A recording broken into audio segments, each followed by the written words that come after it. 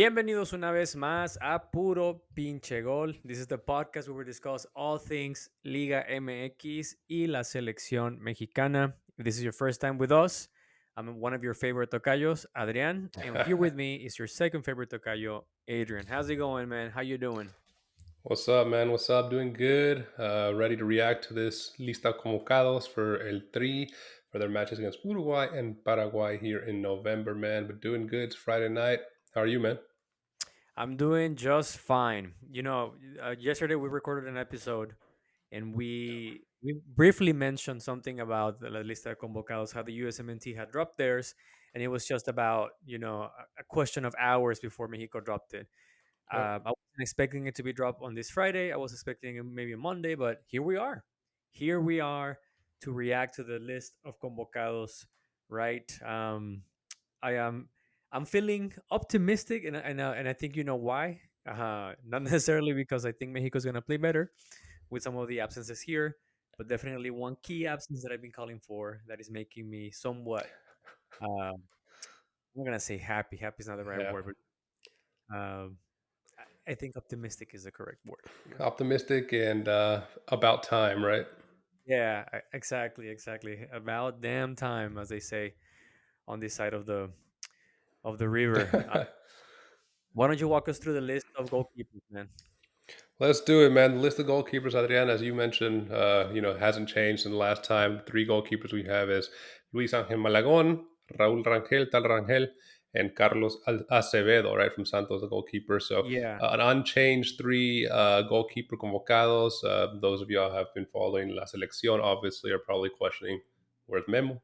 He's obviously playing, right? He's doing well in this team. I think he's starting there at AEL in his club, but I mean it wasn't enough to get an earning spot or a spot for this roster. yeah. I'm still on the fence to see if El Vasco Aguirre will stick to his guns and just tell him to take a hike, just like he did back in 2010 Yeah, when he was deservedly so to be the first choice keeper for Mexico then. yeah. And we all know that El Vasco Aguirre is not a huge fan of Memo Ochoa. Like, I think that's pretty obvious as of right now. If you didn't know this, then this is your pretty much your one flag to understand that he doesn't like him. But I'm still on the fence in this because yes, Carlos Acevedo was called up on the previous FIFA friendly window. Um, but I wonder if he's getting called up again because Mexico is playing in Torreon against Uruguay. Could And be. yeah, it just could be the fact or the aspect of having a Hometown local player, player. right? Yeah, Yeah. exactly. To see if they sell any tickets in Torreon. So we'll see. We'll see. Unfortunately, Mexico doesn't have another FIFA friendly window, if I'm not mistaken, before the World Cup. So we'll see if in any other um, if in any other friendlies they have, unofficial friendlies, he calls up um, Carlos Acevedo. But now that we know about the keepers, why don't you tell us about the defenders, man? Who's on the list? Yeah, no, that's a good point. I hadn't thought about him calling him up just for that. That taking a book out of freaking U.S. soccer, man. They always have that clause of, "Hey, we're playing in the hometown. Let's get at least one guy from that MLS team," which is ridiculous. But I don't know if that's the case. But good point there, Adrian. Could be. I mean, why Uh, not? yeah, wouldn't put it past Mexico trying to sell those tickets, right? They know they won't be able to sell them for $80, 80 Hmm. USD a pop in Torreon, so they got to fill the seats somehow. Exactly. Um, Defensas: Cesar Montes from Lokomotiv Moscow, Johan Vasquez from Genoa, Italy, of course, Mateo Chavez, Alkmaar, Jesus Gallardo from Toluca, Israel Reyes, America, Jesus Orozco Chiquete, Cruz Azul, and Kevin Alvarez, America. So I think it is a defense that we're all aware of. We all know. For the most part, all of these players, I think we have seen them to some capacity with La Selección before. We know what we're going to get with these players. And I think I mean, we haven't talked about forwards and midfielders. I think just strictly talking about defense and what I've seen of the call ups for forwards and midfielders, I think this is Mexico's current uh, strongest of the three: midfield, defense, or attacks. In my opinion, I think it's the At least it's most the one with the most depth consistency for and sure. consistency is the Yeah. word. Yeah, yeah. Hmm. I think that we all know and we all agree that the three mainstays there are Cesar Montes, Johan Vasquez, and Jesus Gallardo. Those are the three players that had their ticket pretty much booked and already settled. Yep. I see Mateo Chavez making a case for himself and becoming a mainstay, maybe not for the starting 11, but definitely as a backup for Jesus Gallardo. The big omission, and I keep it here with quotations, right, is Jorge Sánchez from the previous FIFA Yeah. friendly window. I put it in quotations because Jorge Sánchez doesn't deserve to be called up, honestly. I mean, the only reason why he's getting called up is because Rodrigo Huescas is out. He's not going to Yeah. be ready back in action before the World Cup. And honestly, Israel Reyes, I understand Israel Reyes definitely is a center back as a first, I guess, playable position for him. But Israel Reyes has done a pretty decent Yeah. job playing as a right back for Mexico. So I I completely understand why he's keeping Israel Reyes here. He's a dual player. Utilitarian, right? Yeah. Yeah, exactly. And then you have Kevin Alvarez, who is not necessarily leaps and bounds better than Jorge Sanchez, but I guess slightly better for El Vasco Aguirre, or in Vasco Aguirre's terms. So yeah, Chiquete Orozco, he's definitely gonna be just a backup center back for Mexico. Yep. Um, and yeah, I mean that's pretty much the list of defenders. No big questions here. Unfortunately for Julian Araujo, who I think deserves to be called up, even if he doesn't play with Bournemouth. But if he keeps on not having any minutes with Bournemouth, he's just not gonna make it to the World Cup. Dude, I think that's one thing that Vasco Aguirre has constantly mentioned during his press conferences, that he wants players to have minutes. Yeah. So if I was Julian Araujo, I would definitely fight for a move during the winter break. What a bad situation for him, huh? I mean, Hmm. he went to Europe, obviously for Barcelona, right? Couldn't make it. Went to Bournemouth now, and it's not started off pretty hot, then just cooled off completely and doesn't even see Hmm. the game anymore, right? And what an unfortunate situation to be in going into a home World Cup for him. I think it'd be a good video, Adrian, if we do an analysis of his story trajectory so far, Yeah, because he has a really interesting to where he's at right now, and it just hasn't panned out for him. And unfortunately, he's been under a lot of coaches for Mexico, and he just can't find a starting spot for Mexico to save his life, no matter which yeah, coach is coach, right? So interesting omission, but an omission that is understood, right? So yeah, yeah. I mean, unfortunately for him, he's played with Mexico under coaches that value playtime over yep, anything else, and which I don't blame so him. exactly. Uh, Whereas Tata Martino was calling up Jorge Sanchez when he wasn't even playing for Porto. Right, yeah, and so one of those situations. Julian Araujo, definitely you should go back to a small team in Spain, or maybe the Portuguese league, man. But find an outlet or if hell, you're unable to. get a loan Liga MX for the spring before the World Yeah, Cup. something. Just make something out of it if you want to make a case for yourself for the World Cup. I think Yep. definitely he's definitely rated because he's been featured with Mexico. It's just that he doesn't play enough. Yep. Let's move on to the midfielders, man. Let's do it. Need a couple of omissions here, but we have Fidel Ambriz, which is a kind of a surprise. Fidel Ambriz from Monterrey. Eric Lira from Cruz Azul, who I think Yep. is also kind of a mainstay here. I don't see why he wouldn't make it. Gilberto Mora, who's back from the under 20 World Cup and now featuring with Mexico again. He should have his ticket also booked for the World Cup as well. El Chiquito Sanchez, who's making a case for himself to get a ticket for the World Cup. Yep. Orbelin Pineda, Obed Vargas, who is another surprise. I don't think it's a surprise. I think it's completely deserved, and he's been pretty much featured on some training grounds as well. And Marcel Ruiz, who I think definitely should have a ticket book for the World Cup. Um, I don't think there's any big surprises here. Two big omissions that I want to talk to you about. And I say big omissions again with quotations here. I want to be very, very careful with these big omissions, right? One of Yeah. them is Luis Romo, who we don't see here, Yeah. and the other one is the reason why I'm a little optimistic and I'm Sing smiling it. Sing it. from side to side here is no Charly Rodríguez. Finally, thank you God, Oh thank man. you so much. It's perhaps the first best decision that Vasco Aguirre has made over the last however many days and years he's been with Mexico. No Charly Rodríguez means a lot. because he doesn't deserve to be called up here. He just doesn't deserve it.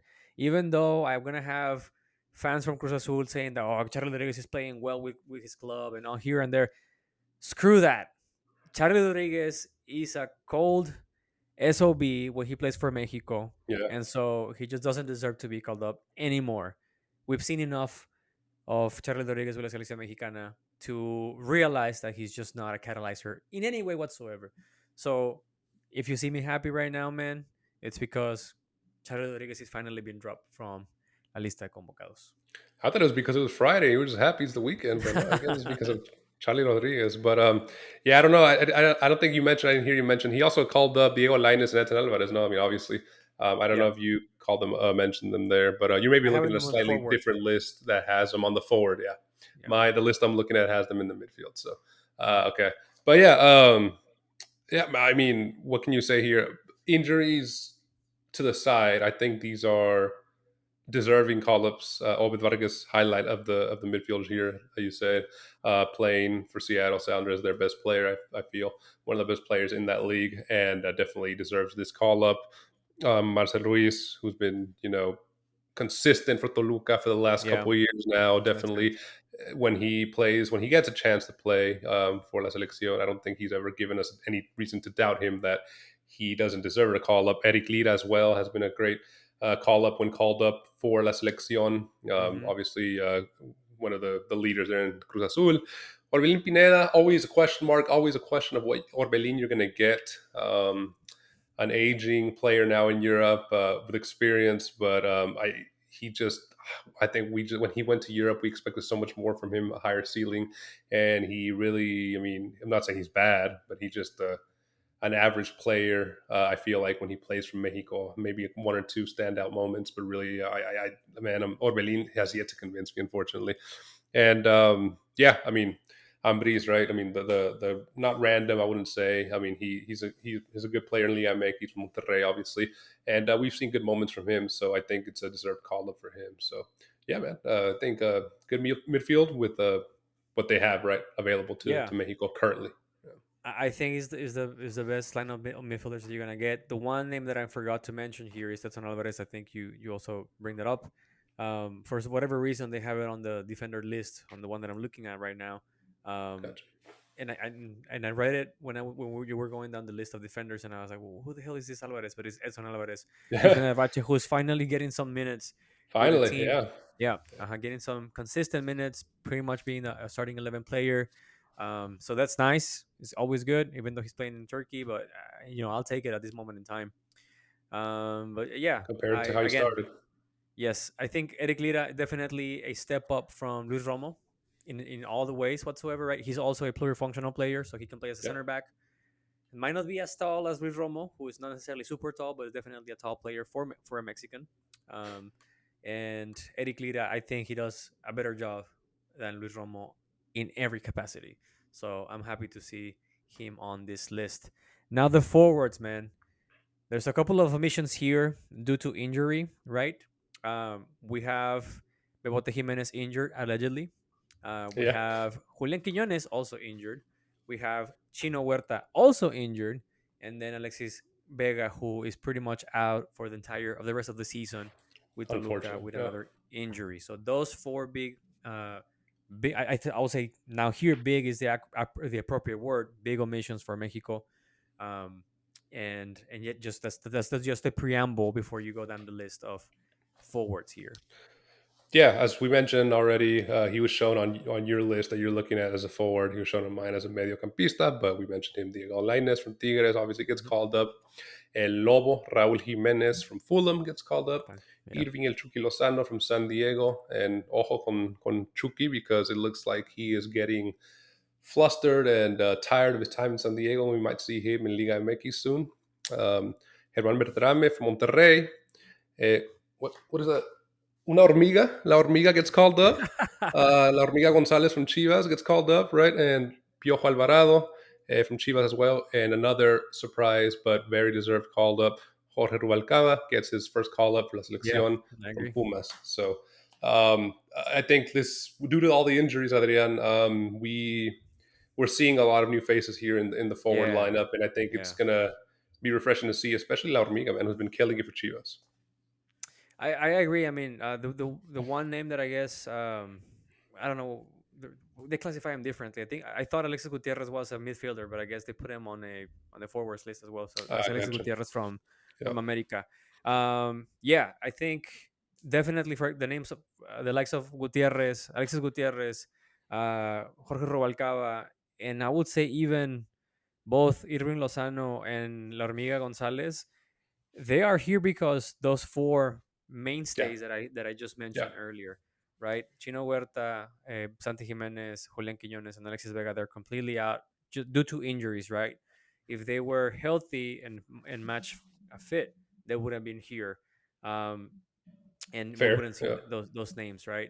yeah, Um, Listen, I think barring Raúl Jiménez and Berterame, who are the best offensive players for Mexico right now available, say what people can say whatever they want about Germán Berterame, but technically speaking, he is the Mexican eligible player with the most goals throughout 2025. Of all forwards that Mexico can wow. choose and pick from, he is the one with the most goals as of today, right? Throughout the entire 2025, he is the one that has scored them. I think it's like around 18 goals or whatever, two or three more than Bebote Jimenez.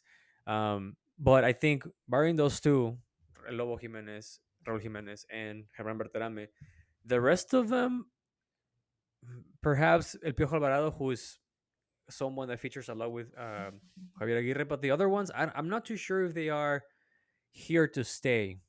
Diego Lainez has definitely made uh, some good games that put a case for himself to be called up. I'm not gonna say he's undeserved, but listen, I'm a huge critic of Diego Lainez, even if he's a Tigres player.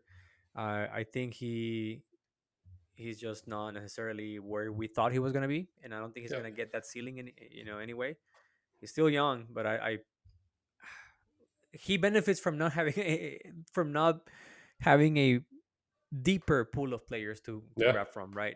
I agree. From my perspective, listen, I think Efrain Alvarez from Chivas definitely should be featured here ahead of Alexis Gutierrez. I think, or even Chucky Lozano. Chucky Lozano, as you said, he's having a hard time at San Diego, but he also hasn't helped himself. I mean, he hasn't proven to be the designated player that they all thought he was going to be, right? And Yeah, I just don't understand why he's making it here.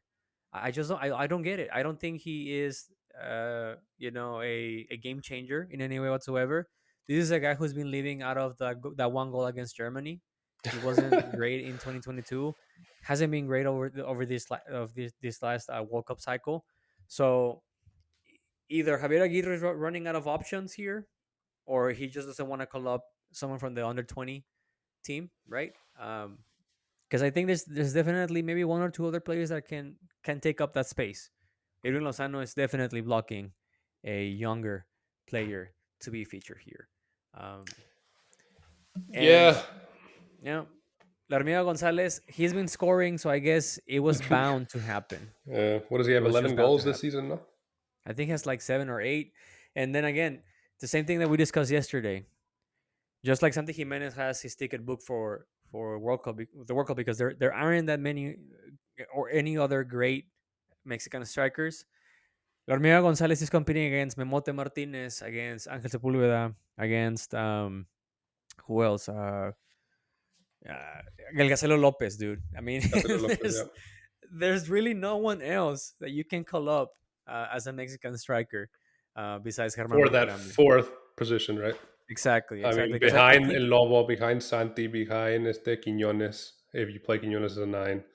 And then even behind Berterame, I would say. yeah, I was gonna say I think that those are pretty much locked in. I mean, you have both Jimenez's, Berterame, and Quiñones, because both of Yeah. them can play as a number 9 as well, or they can play as wingers. So it's gonna be a tough one to see La Hormiga Gonzalez featuring for Mexico in the World Cup as Yeah. even as a bench player. I think. Yeah. I just wonder how these friendlies are going to go, if he's going to give a chance to any of these players, really, or if there's going to be, the World Cup's in 6 months. We got to get El Lobo accustomed, to this team. We got to get our starting 11, accustomed to playing with each other as much as we can, right? And do we go with the tried and true? Do we play Lobo both games? Do we play Lobo one game? Do we play Berterame one game, or do we give one of these new guys a shot? Right? I'll tell Hmm. you, Adrian. I'm really excited to see if they give Omen Vargas an opportunity. That would be Um, great, man. Yeah, yeah. But I yeah, agree. who's your who are you looking most forward to seeing here from this call up? Gilbertito Mora, dude. Gilbertito Mora. That's the one Hey, guy that want to continue to see here. I mean, he was great for Mexico on the Gold Cup. the World Cup, the World Cup too, the U20. Yeah, the U20 as well. He was a strong player there. He continues to be the best player for Cholos during this Apertura 2025. And I'm excited to see Gilberto Mora featuring again for Mexico. I think he's gonna be starting no matter what. Deservedly so. Yeah, But other than that, I would say let's see if we can see my boy Mateo Chavez playing ahead of Jesus Gallardo. That's the other one that I'm excited for, dude. Mateo yeah. Chavez is definitely the prospect that I'm gonna pay a lot of attention. Besides from Gilbertito Mora, right? Mateo Chavez is it's making a case for himself. Keeping his head down, working as hard as he can, earning minutes with AZ Almark, um, and then also uh, basically fighting for the spot against Gallardo. I mean, I think the only perhaps the one thing that Gallardo has ahead of Mateo Chavez is physicality. But other than that, Mateo Chavez runs at the same rate as Jesus Gallardo. Mateo Chavez, I think, it's slightly better at defending than Jesus Gallardo. And the thing that I like the most about Mateo Chavez, dude, is he ain't afraid. He puts up a fight, dude. He's feisty. He Yeah, goes up the field. He shows up to the challenge. He stands up. He doesn't care who's in front of him. He's just gonna go for it. So that's what I like.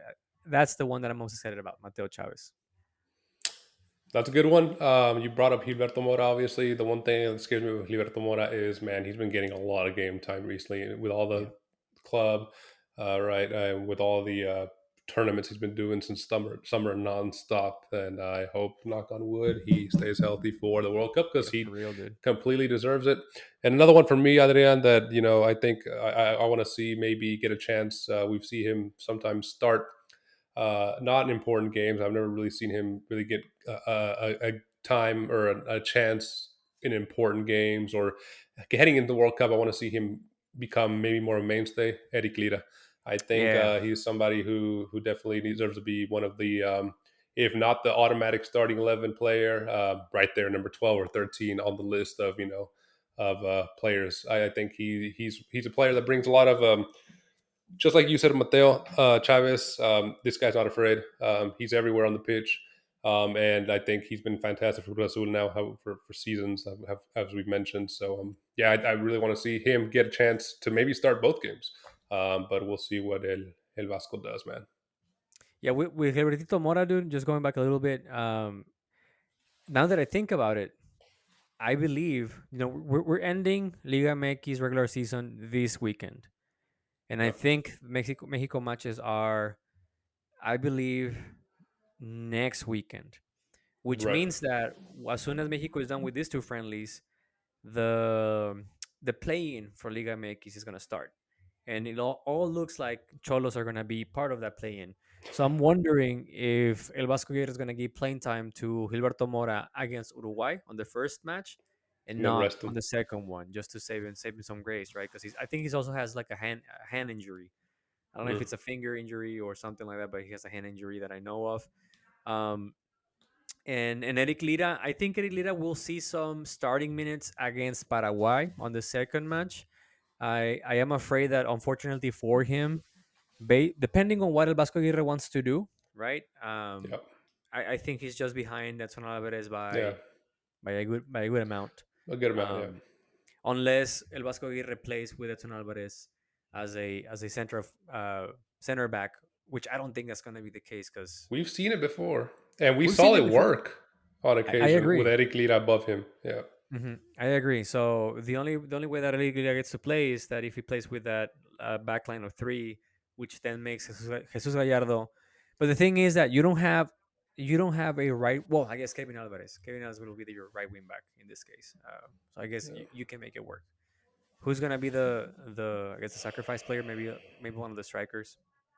We know how El Vasco plays with three forwards. Maybe one of the forwards is gonna get sacrificed here. But yeah, I mean that's this is the list of convocados for these two matches, as you mentioned. The first one against Uruguay in November 15th, 7 p.m. Central Standard Time here in the United States, and then the second match is against Paraguay in San Antonio. Actually, it's gonna get played in San Antonio.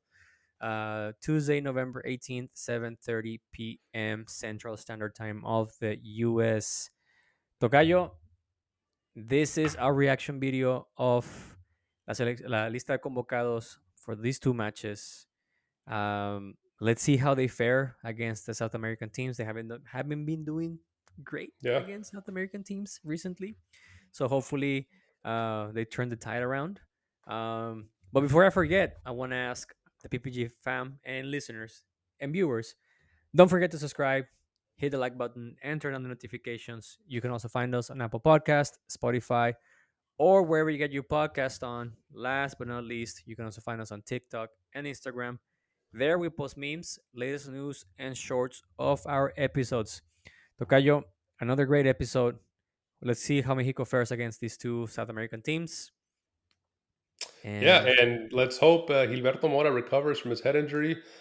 He mentioned that he thinks Mexico's favorite for the World Cup as hosts, so maybe he has a little knock and got injured in the head there. But nah, yeah, he did say that at ESPN, which I thought was funny. But yeah, great episode, Adrian Tocayo, and let's hopefully Mexico shows up for these matches and gets some important dubs to close out the year, man.